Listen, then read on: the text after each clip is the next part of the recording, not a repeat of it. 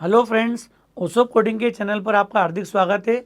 दोस्तों, आज इस प्रैक्टिकल सेशन में हम डिस्कस करेंगे कंडीशनल एग्जीक्यूशन वाले पार्ट को, मतलब इफ एल्स स्टेटमेंट को, रिलेशनल ऑपरेटर्स को, इनके प्रैक्टिकल्स को आज हम समझेंगे। आपको याद होगा इसके पहले आपने इफ एल्स स्टेटमेंट देखा, उनके प्रैक्टिकल्स प्रॉब्लम्स को डिस्कस किया है। हमने नेस्टेड इफ एल्स स्टेटमेंट भी देखा है। लॉजिकल ऑपरेटर का यूज़ करके भी हमने प्रोग्रामिंग कॉन्सेप्ट्स इम्प्लीमेंट किए थे। तो हम कोशिश करेंगे आज उनमें से अधिकांश प्रोग्राम को हम बना लें, जिससे कि आप एक बार प्रैक्टिकली भी क्लियर हो जाएं कि हमें किस तरीके से सी के प्रैक्टिकल्स को एग्जीक्यूट करना है। लास्ट लेक्चर मैंने डिस्कस किया था आपसे कि हम चूँकि ट्रेसिंग के एडवांटेज को लेने के लिए कोशिश करेंगे कि टर्बो C++ को एक दो बार और यूज़ करें, जिससे कि आप ट्रेस करना F7 कमांड का प्रॉपर यूज़ समझ पाएँ। तो आज हम ये सब कॉन्सेप्ट इम्प्लीमेंट करेंगे। तो 2 नंबर्स में ग्रेटर का प्रोग्राम आपको याद होगा, हमने इफ एल्स स्टेटमेंट के थ्रू बनाया था। तो वैसे ही हम लोग 2 नंबर यूज़र से लेना है हमें। तो हमने ये एडिशन का प्रोग्राम बनाया हुआ है, याद होगा आपको। इसी को हम सेव एज कर देते हैं, greater2.c। सेम प्रोग्राम को हम यूज़ कर लेते हैं दोस्तों। ए बी 2 नंबर लिए हमने, यहाँ तक का प्रोग्राम ऑलमोस्ट सिमिलर है, आपने पढ़ा भी है। यहाँ से हम लोग इफ एल्स स्टेटमेंट की बात करते हैं। दोस्तों, 2 नंबर्स को इनपुट लेना मतलब आपने कॉन्सेप्ट समझा है कि मुझे पहले यूज़र से फर्स्ट नंबर रीड करना है, सेकंड नंबर रीड करना है। ये प्रिंटफ स्कैनफ आपको क्लियर है ऑलमोस्ट। प्रिंटफ से जो भी टेक्स्ट हम डबल कोट्स में दे रहे हैं मॉनिटर पे डिस्प्ले होगा। स्कैनफ कमांड के थ्रू जो भी नंबर आप कीबोर्ड से देंगे वो उस ए के मेमोरी एरिया में रिजर्व हो जाएगा, स्टोर हो जाएगा। जब सेकेंड नंबर आप एंटर करेंगे बी के मेमोरी एरिया में स्टोर हो जाएगा। यहाँ से हम बात करते हैं कंडीशनल एग्जीक्यूशन की, चेक की। तो इफ़ का सिंटेक्स हमने क्या देखा था दोस्तों, हमने बात की थी ग्रेटर देन ऑपरेटर की। ऐसे कई और ऑपरेटर आपने देखे थे, greater than, less than, greater than equal to, less than equal to, फिर इक्वल टू देखा था हमने, और एक हमने देखा था नॉट इक्वल टू। ये सारे ऑपरेटर आपको याद होगा। इन सभी ऑपरेटर्स को हम बोलते हैं रिलेशनल ऑपरेटर। और रिलेशनल ऑपरेटर का मतलब है कंपैरिजन ऑपरेटर। और ये सब कुछ हम पढ़ चुके हैं। जब भी इस ऑपरेटर का यूज़ करते हैं will get 2 results, either true और फॉल्स। तो जब कभी हम रिलेशनल या कंपैरिजन ऑपरेटर का यूज़ करते हैं तो जो रिजल्ट हमारे पास आता है वो या तो ट्रू आएगा या फॉल्स आएगा। तो इनमें से हम किसी भी ऑपरेटर का यूज़ कर सकते हैं। अभी हमने ग्रेटर के लिए ग्रेटर देन ऑपरेटर यूज़ किया, यहाँ पर ए ग्रेटर देन बी। वो थोड़ा सा आप इंडेंटेशन वाली बात ध्यान रखना। यहाँ आके हमने क्या लिख दिया था, printf percentage D is greater. और यहाँ पर चूंकि ए ग्रेटर होगा तो ए की वैल्यू प्रिंट कर दी। और ये इंडेंटेशन की प्रैक्टिस अच्छी खासी रखना है आपको। और फॉल्स होने पे हमने क्या कॉल कर लिया यहाँ पर, परसेंटेज डी इज ग्रेटर। और यहाँ आप किसको प्रिंट करोगे, आप बी को। दोस्तों, सारे स्टेटमेंट के बाद सेमीकोलन लगाना जरूरी है, लेकिन आपने यहाँ नोटिस किया होगा इफ़ के बाद मैंने सेमीकोलन लगाया क्या अभी तक। तो यहाँ पर सेमीकोलन अगर आप लगाओगे तो सिंटेक्स एरर है। और एरर सबसे बड़ी बात है यहाँ नहीं आएगी, एरर आपको आएगी एल्स में। Else without if, if else के बिना आ सकता है, लेकिन एल्स बिना इफ़ स्टेटमेंट के कभी भी डिफाइन नहीं होगा। तो ये एक सिंपल प्रोग्राम है। यहाँ पर परसेंटेज डी का मतलब है कि ए की वैल्यू इस जगह प्रिंट होगी if A is greater than B. और यहाँ पर बी प्रिंट होगा, बी का वैल्यू प्रिंट होगा कब, जब A greater than B false होगा। फॉल्स होगा मतलब ए बी से बड़ा नहीं है। इसका एल्स इंडिकेट करता है लॉजिकली बी इज़ ग्रेटर, तो हम लोग बी को ग्रेटर प्रिंट कर देंगे यहाँ पर। और ये जो लाइन थी हमारी, इसका कोई रोल ही नहीं है प्रोग्रामिंग में। क्लियर है केस। तो ये इंडेंटेशन का थॉट आपके दिमाग में होना चाहिए क्लियर बिल्कुल। ये सब एक स्टेटमेंट एक सीध में लिखे हैं पूरे मैंने। और जब प्रिंटफ आएगा ट्रू और फॉल्स में तो रीडेबिलिटी होना चाहिए आपके कोड में। कोड रीडेबल होगा, आगे जाके कॉम्प्लेक्स लॉजिक भी हम अच्छे से लिख पाएंगे। तो दोस्तों, रन करते हैं इस प्रोग्राम को हम। पहले अल्टर F9, ये सक्सेस बता रहा है, मतलब there is no syntax error in the program. Now we can run control F9। Control F9 में हमने वैल्यू दी 34 और 76, हमें आउटपुट क्या मिल गया, 76 इज ग्रेटर। दोस्तों ए और बी को याद नहीं करना, कई जगह लिखा जाता है कोड में क्या ऊपर लिख दो ए बड़ा है, नीचे लिख दो बी बड़ा है, और कन्फ्यूजन क्रिएट होता है। आइए मैं 76 ए को दे दूँ, 34 बी को दे दूँ, स्टिल 76 इज ग्रेटर। मतलब मुझे दो नंबर कंपेयर करना है, न कि मैं बोलूँगा कि ए और बी में ग्रेटर पता करो। तो वैल्यू को मैं ए में असाइन करूँ या बी में असाइन करूँ, जो वैल्यू ग्रेटर होगी वो प्रिंट होगी यहाँ पर, क्योंकि मुझे ग्रेटर फाइंड आउट करना है अपने प्रोग्राम के थ्रू। तो ये मेरा बताने का ऑब्जेक्टिव है कि हम ऐसा प्रिंट करने से बेटर है। आप कई बार लिखा जाता है, कहीं वेबसाइट्स पे होता है, कई बार ट्यूटोरियल्स में आपको ये चीज़ नोटिस में आती है, हमें वेरिएबल के नाम को प्रिंट करने से बेटर है जो वैल्यू वेरिएबल कैरी कर रहा है उसे प्रिंट करने की आदत डालना है। तो यहाँ पर आपको दोनों केस मैंने बताए थे, 76 को ए को असाइन किया तब भी हमने देखा था, बी को असाइन किया तब भी देखा था। अब मैं इसको F7 से ट्रेस करता हूँ दोस्तों, इसलिए मैंने टर्बो स्पेशली यूज़ किया है। आप देखो F7 प्रेस करते ही दोनों हेडर फाइल पे कंट्रोल ट्रांसफ़र नहीं हुआ, क्योंकि वो प्री कंपाइलेशन स्टेटमेंट है। प्रोग्राम कंपाइल होने से पहले हैश वाले सारे स्टेटमेंट एग्जीक्यूट हो जाते हैं, फिर सीधे मेन के बाद कहाँ जाएंगे, CLR SCR। मतलब वो जो डिक्लेरेशन वाली लाइन है वो भी रन टाइम पे एग्जीक्यूट नहीं हो रही। क्यों? क्योंकि मेमोरी अलोकेशन का जो काम है, जो डिसीजन है, वो कंपाइल टाइम पे हो चुका है। अब चूंकि डिसीजन हो चुका है तो रन टाइम पर यहाँ पर कर्सर वहाँ पे ट्रांसफ़र नहीं हुआ। F7 जैसे मैंने कॉल किया पीछे स्क्रीन क्लियर हो गई, अल्टर F5 करके आप पीछे जाके देखिए यहाँ पर। अब दोस्तों क्या करेंगे हम लोग, F7 से प्रेस किया, एंटर फर्स्ट नंबर, पीछे जाके देखो आप, अल्टर F5 ऊपर प्रिंट दिख रहा है आपको, एंटर फर्स्ट नंबर। जब मैं F7 प्रेस करूँगा, अब पहली वैल्यू कीबोर्ड से ले ली, हमने दे दी 44, फिर F7 सेकेंड नंबर मांगा, अब की बार हमने नंबर दे दिया है 88। अब देखो इफ एल्स में आपको फ्लो दिखेगा कि कंडीशनल एग्जीक्यूशन का मीनिंग क्या है एक्चुअल में। अब आप नोटिस करोगे यहाँ पर, जैसे ही मैं ए ग्रेटर देन बी चेक करूँगा तो इनपुट क्या था मेरे पास, 44 एंड 88। तो ये चेक करेगा 44 ग्रेटर देन 88 है क्या, तो ये आपको दिखता है कि 44 88 से ग्रेटर नहीं है, नहीं है मतलब it will come to the else part. तो ये सीधे एल्स में आ गया, देखो आप, मतलब ट्रू वाला जो स्टेटमेंट है उसको स्किप कर दिया। ये इसका फ़ायदा है दोस्तों ट्रेसिंग का। और ये प्रिंट हो गया स्टेटमेंट, पीछे जाके देखोगे आप 88 इज़ ग्रेटर। फिर F7 का गेट CH एग्जीक्यूट हुआ, अगेन F7, अब जाके हमारा पूरा प्रोग्राम फिनिश हुआ। तो F7 का फ़ायदा दिख रहा है आपको, इसलिए मैंने टर्बो का यहाँ पर यूज़ किया है। इस समय थोड़ा सा आपको क्लैरिटी हो कि अगर मुझे अपने प्रोग्राम को रन करना है तो लूप्स भी अगर होंगे फ्यूचर में तो वो भी इसी तरीके से रोटेट होंगे। अभी डिसीजन मेकिंग थी तो उन्होंने ट्रू फॉल्स का डिसीजन लिया और शिफ्ट हो गया कोड। तो ये अप्रोच हमको अडॉप्ट करना है प्रोग्रामिंग केसेस में। यहाँ पर क्लियर है दोस्तों, कॉन्सेप्ट समझ में आ रहा है क्या करना है अपने को। तो ये प्रोग्राम हमने एक बार फिर सेव कर दिया। अब एक नया प्रोग्राम बना लें अपन यहाँ पर, इसी को मैं इवन ऑट से अगर बनाना है आपको तो अपन सेव एज देते हैं, सेम प्रोग्राम को इवन डॉट सी। अब इवन ऑट के लिए हमने क्या कॉन्सेप्ट देखा था आपको याद होगा, एक नंबर यूज़र से लिया था, टाइम बचाना है हमको यहाँ पर।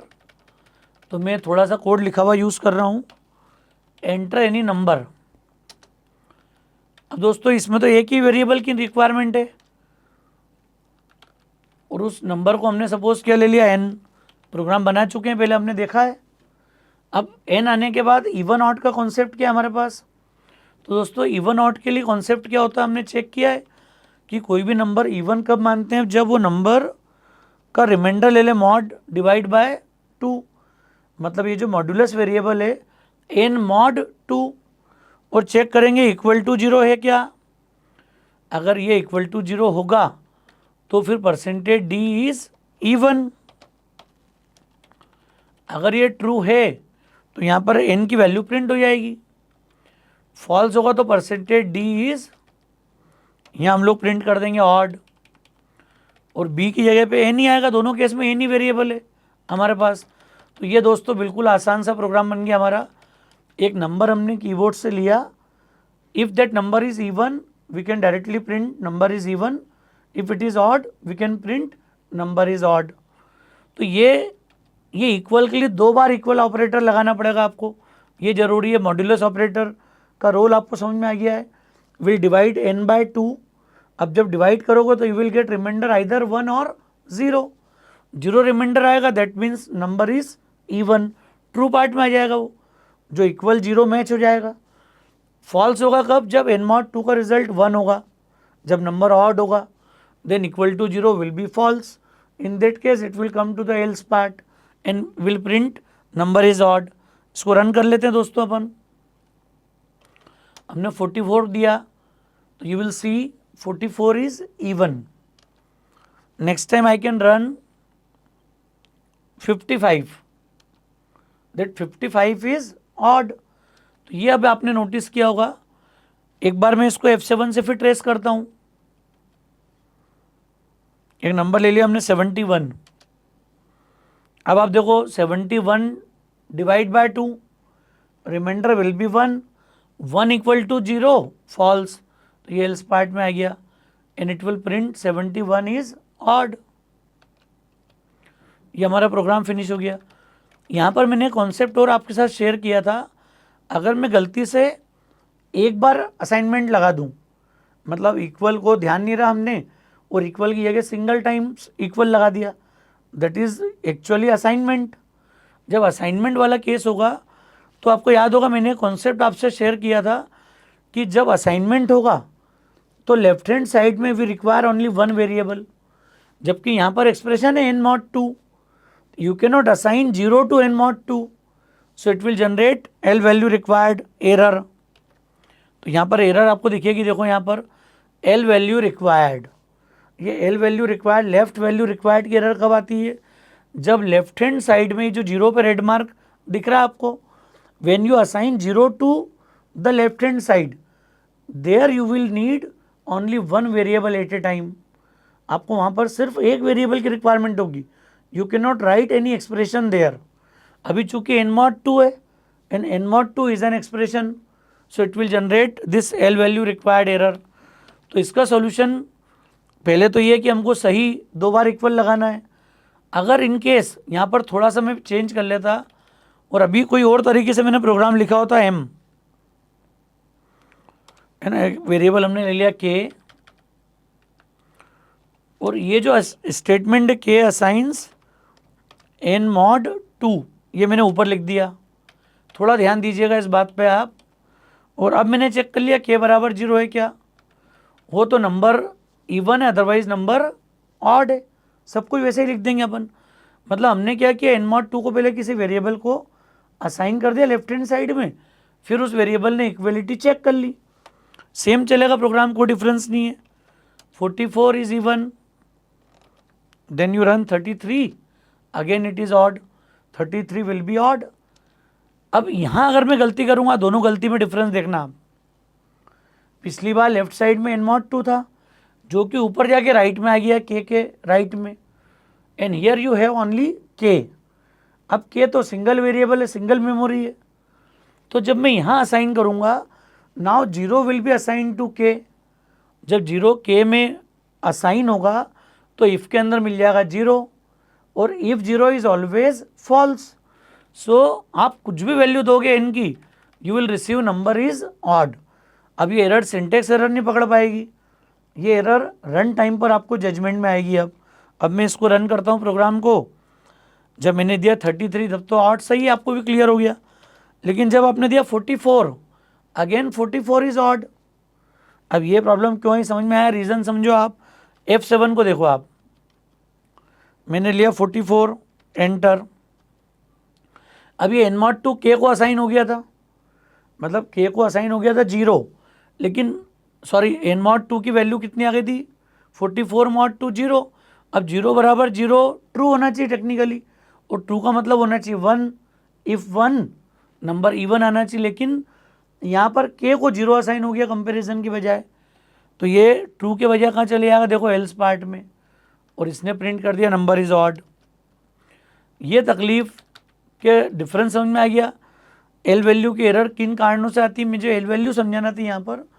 अगर लेफ्ट हैंड साइड में n02 होता तो शायद हम लोग अभी एल वैल्यू रिक्वायर्ड की एरर आती इस जगह पे।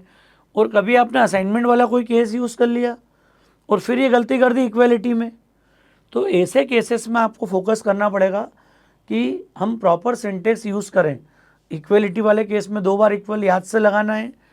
और लेफ्ट हैंड साइड में जब भी कभी असाइनमेंट का केस आता है तो आपके माइंड में 100% ये बात होना ज़रूरी है कि हम किसी एक्सप्रेशन को लेफ्ट साइड में यूज़ नहीं कर पाएंगे। एक्सप्रेशन जब भी आएगा तो राइट साइड में आएगा, असाइनमेंट ऑपरेटर के लेफ्ट में कभी भी नहीं आएगा। ये एक छोटी सी बात आपके माइंड में होना ज़रूरी है यहाँ पर। क्लियर है दोस्तों? कॉन्सेप्ट समझ में आ गया? इवन आउट का प्रोग्राम भी आपको क्लियर हो गया होगा यहाँ पर। अब एक हमने नेस्टेड का केस और डिस्कस किया था,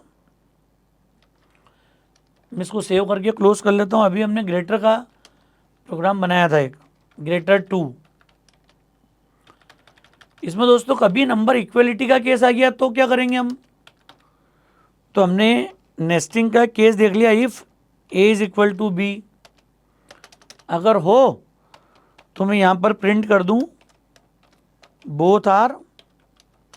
ये देख चुके हैं अपन, आपको याद होगा केस। और इसका एल्स मतलब क्या हुआ? अब बिगिन में आप क्या करते हो? अब ये प्रिंटफ का लेवल और आगे बढ़ गया, क्योंकि ऊपर जो प्रिंटफ है अभी,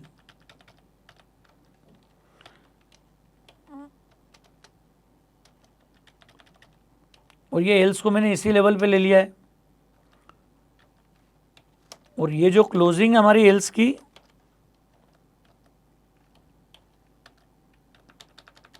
ये नेस्टिंग का आपको सिंपल वाला केस याद होगा, हमने डिस्कस किया था नेस्टेड इफ एल्स का यूज़ कैसे करते हैं हम लोग यहाँ पर। तो ए बी के जब इक्वल होगा तो फिर हमने मैसेज कर दिया बोथ आर इक्वल। और उसके बाद फिर हमने देख लिया यहाँ पर ए ग्रेटर देन बी।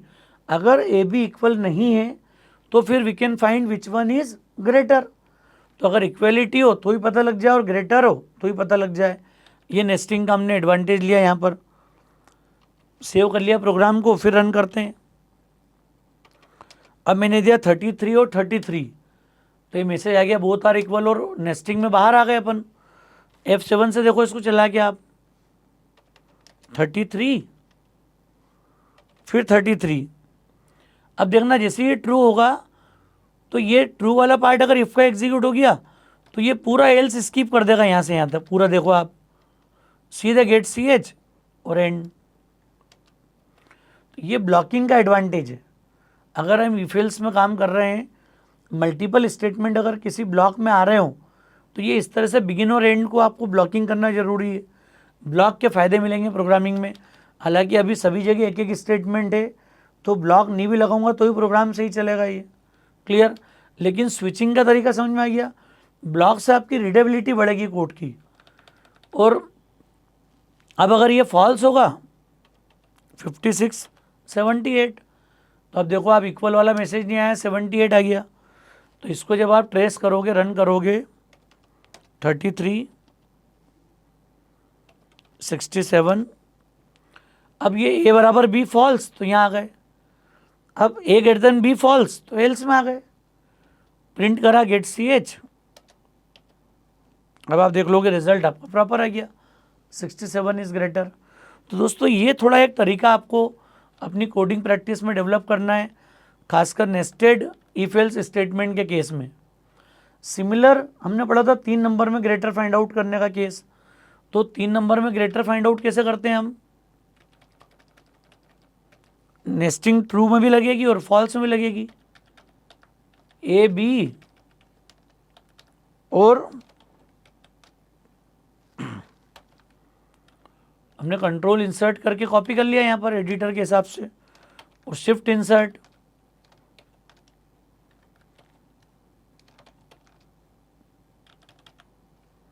एक थर्ड नंबर यूजर से ले लिया। मतलब ए बी और सी 3 नंबर कीबोर्ड से ले लिया। आपको याद है तीनों को मेमोरी पे अलोकेट कर चुके हैं ऊपर अपन। अब इसका लॉजिक क्या लगाया था हमने, पहले याद करो आप। हमने चेक किया था कि ए अगर बी से बड़ा हो तो फिर हम लोग फर्दर क्या करते हैं check, if A is greater than C. अगर ऐसा हो तो फिर क्या करेंगे हम यहाँ पर, थोड़ा सा इंडेंटेशन के हिसाब से लिखना है यहाँ पर, परसेंटेज डी इज ग्रेटर, वो कॉमा करके हमने किसको प्रिंट कर दिया, ए को। और इसका एल्स मतलब क्या हो गया,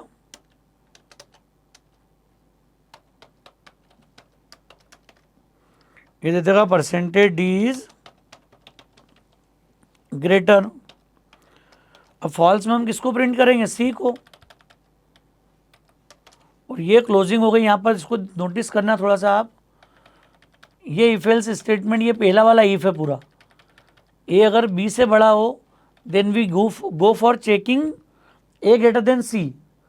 ए ग्रेटर देन सी चेक करेंगे, मतलब क्या हो गया, ए अगर सी से बड़ा हो तो फिर वो ए सबसे बड़ा है, ए इज ग्रेटेस्ट, बेटर होगा ग्रेटेस्ट बोल दे, मतलब 3 नंबर के बीच में है तो। और ए ग्रेटर देन बी अगर फॉल्स हो, ए ग्रेटर देन सी अगर फॉल्स हो तो directly we can print C is greatest. ये बना चुके हैं कोड पूरा अपन। और इसके फॉल्स में फिर हम किसको कंपेयर करेंगे, बी और सी को। अरे ए ग्रेटर देन बी अगर फॉल्स है तो एल्स पार्ट में आके हम लोग किसको कंपेयर करेंगे, बी और सी को। और यहाँ अगर ट्रू होगा तो percentage D is greatest and will print B. और इसका एल्स मतलब परसेंटेज डी इज ग्रेटेस्ट और सी। तो दोस्तों ये प्रोग्राम बराबर चलेगा। अब यहाँ पर F2 से इसको सेव कर दो आप, यहाँ पर control F9, value the 12, 77 is greatest. हमने दे दिया 12, 7, 4, 12 इज ग्रेटेस्ट। हर तरह से आप वैल्यू कॉम्बिनेशन दे सकते हो यहाँ पर, 88, 44, 66, 88 इज ग्रेटेस्ट। तो जितने मेमोरी कॉम्बिनेशन चलाना हो वो ले सकते हो आप। अब F7 से भी आप चला के देख लो एक बार, थोड़ा सा कॉन्फिडेंस बिल्ड हो जाएगा आपका। 44 लिया आपने, फिर F7, 53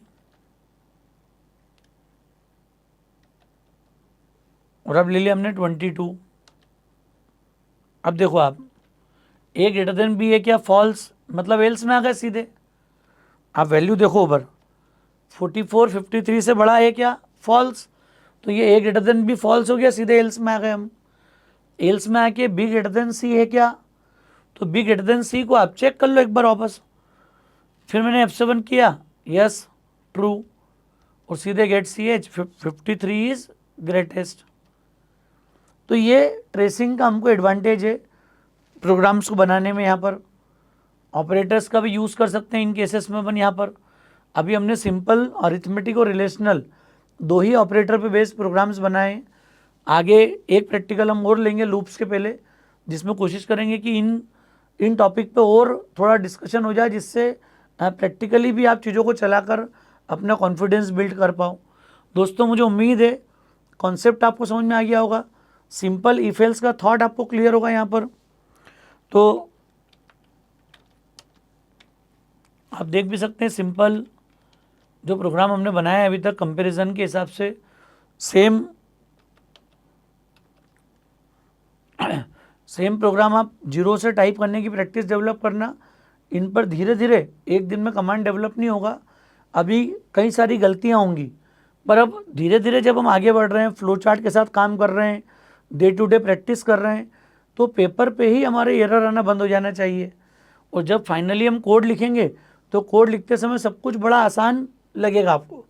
तो दोस्तों, पर इसका मतलब ये नहीं कि प्रैक्टिकल नहीं करना है, जितना प्रैक्टिकल में कमांड करें, क्योंकि प्रैक्टिकल में आपको वेरिएशंस को रन करने का पावर मिलेगा। जितनी बातें मैंने अलग अलग तरीके से बोली उनको आप प्रैक्टिकल में एक एक बार टेस्ट करो, कि इनका मीनिंग क्या है, किस तरह का डेटा टाइप है, वेरिएबल्स की वैल्यू कैसे आती, कंडीशन में ट्रू फॉल्स का केस अगर आ रहा हो तो उसको क्या मीनिंग होता है, सारी बातें आपको क्लियर होना बहुत ज़रूरी है। तो दोस्तों मुझे उम्मीद है लेक्चर आपको ठीक लगा होगा, कॉन्सेप्ट ठीक लगा हो तो अपने फ्रेंड्स के बीच में ज़रूर शेयर कीजिएगा। ओसोप कोडिंग को याद से सब्सक्राइब कीजिएगा आप। Thanks a lot.